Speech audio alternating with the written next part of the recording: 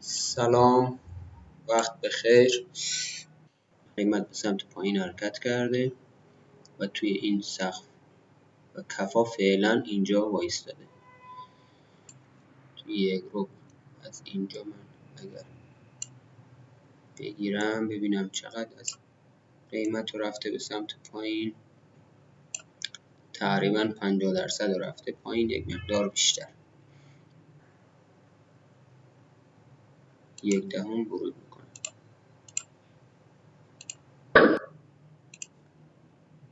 خب بازار به سمت پایین حرکت داشت، من اینجا 0.1 دیگه ورود میکنم. خب حد ضررامون تاچ شد. چقدر ضرر داشتیم؟ 44 تا، 23 تا، 67. چقدر بازار خوب به سمت بالا حرکت کرد، فقط حد ضررهای ما جای بدی قرار گرفت. خب من این بالا یک سل زدم روی چه استراتژی بود؟ به خاطر اینکه توی این کفا گیر کرده، این کفایی که من در نظر دارم و اینجا ما یه هیدن داریم. خب این دیگه اینجا اینو میبندمش تا صد خودش. آره، چیزی که توقع داشتم انجام شد و من نزدیکای قسمت میخوام ببندمش. خب برگشت قیمت رو دیدیم، دوباره به سقف خودش رسید.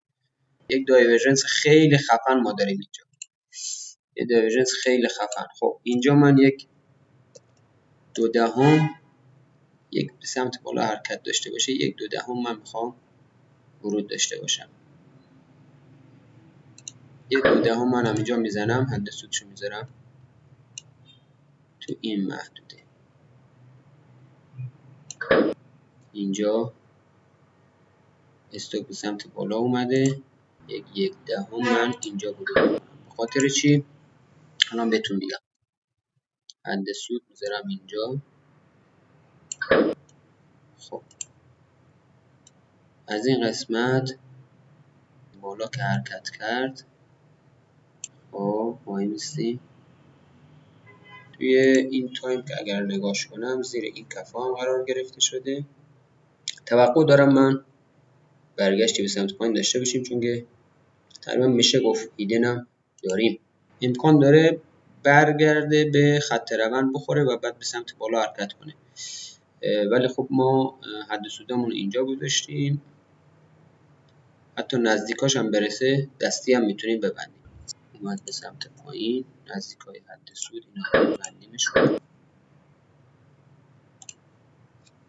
عالی شد.